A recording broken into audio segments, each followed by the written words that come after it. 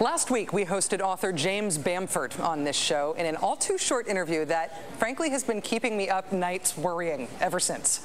Mr. Bamford is considered to be the nation's leading civilian authority on something civilians sort of aren't supposed to know very much about. That would be the NSA, the National Security Agency. And it is thanks to James Bamford's new book, The Shadow Factory, that we know now about allegations that our government has been paying NSA personnel to listen in on Americans' most private, personal, intimate conversations. And by using the word intimate, yes, I am deliberately, vaguely implying that they were listening in on stuff like phone sex, American troops calling home to their spouses and girlfriends and boyfriends, American journalists and aid workers calling home. Since 9/11, we have learned most of the things we know about what and who our government is spying on after the fact. And in vague terms, and always with dead-eye assurances that really, if you're not al-Qaeda or al-Qaeda's not calling you, then you've got nothing to worry about.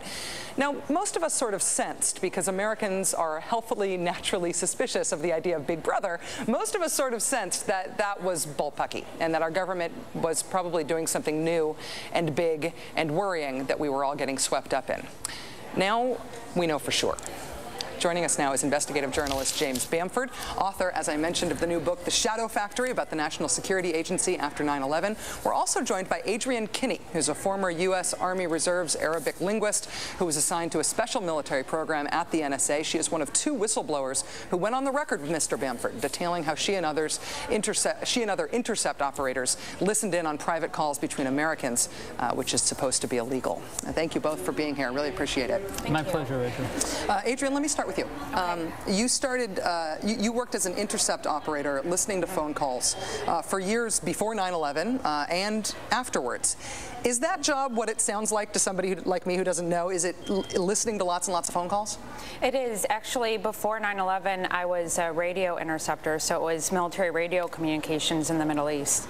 After 9/11, they had started up a new program where they were intercepting satellite phone communications and relaying that back to us at Fort Gordon. You have said that your job was essentially, in the big picture, your job was like trying to find a needle in a haystack, and that the volume of calls and the wide variety of different types of calls and the wide variety of different types of people who were being listened to made the haystack bigger, thereby making the job harder. How did your job change, in addition to changing the targets, how did your job change before and after 9/11?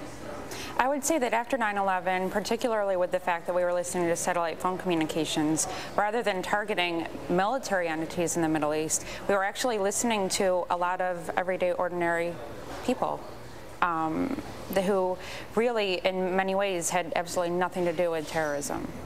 James, United States Signals Intelligence Directive number 18 is the kind of thing I curl up with at night to make me feel better about what government I've got. That directive says that our government essentially can't spy on American citizens abroad, right? Is there supposed to be provable good cause to allow our government to spy on Americans abroad? Well, they're not supposed to spy on Americans just for the sake of spying on them. They're supposed to spy on them only if they can show that there's some connection to terrorism or some valid reason for it. Adrienne, you're at the NSA, you're listening to satellite phone calls from all over the Middle East. It is clear to you as you're listening that these are not military calls, or if they are, in some cases, they're military personnel making personal phone calls at home to folks at home. Could you technically have said, let's kick this one out, let's delete this, let's not eavesdrop on this? Well, that was something that I thought about a lot over the course of our mobilization. Early on, I heard a conversation between two aid workers. One was a British aid worker and another an American. And they were talking about everyday, ordinary office goings-on. And at one point in time, the British aid worker said to the American, be careful what you say, the Americans are listening to us. And the American responded really indignantly, and he said, no, I'm an American citizen. I am protected by UCIT 18. They can't spy on me. And so when I brought that cut to the attention of my officer in charge and kind of questioning what we were doing and if we should be doing it, it was shortly thereafter that we were told we had a waiver that allowed us to spy on Americans. You were told that there was some sort of waiver of this well understood rule, a rule so well understood that not only did you guys know it in-house, but people who were potentially subject to spying knew it. Right. Was there any such waiver? I mean, did you ever see anything? Do you know for a fact that there was one? No, and that's something that they never showed us it in writing. It was all just a verbal waiver. Speaking to other people who I've met who also worked in that building, they have also said that they were told about a waiver, but it's something that I've never seen in writing. Do you believe a waiver like this exists? Well, the only waiver is where President Bush came out and said we are no longer going to go to the Foreign Intelligence Surveillance Court. They're going to bypass the court. So it's this warrantless surveillance. What should be happening is that as soon as they pick up an American, especially an American talking to her wife or husband, a girlfriend, whatever, they should turn it off and they should not record anything. Laws and rules in this area seem sort of fungible because everything's secret. So do you think that the political implication of your reporting is that we ought to see the secret actions of our government as relatively lawless? And if that's the case, is the only way to rein in government power, when it's the kind of power that's exerted secretly, is the only way to rein in government power essentially to deny the government the ability to do stuff because we need to hobble them to keep them from doing this stuff? We can't expect them to obey laws and rules about these things? Well, you know, what we've done here is basically what they did with the financial industry. They deregulated eavesdropping, and this is what happens. Before this, prior to 9/11, prior to the changes in the warrantless eavesdropping, the eavesdropping that Adrienne was doing was done properly, and they were doing it the right way. And I think if they go back to the old system where, you know, you want to listen to an American, you get a FISA warrant, a warrant from this Foreign Intelligence Surveillance Court.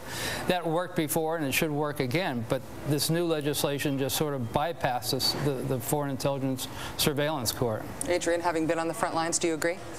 Oh, most definitely.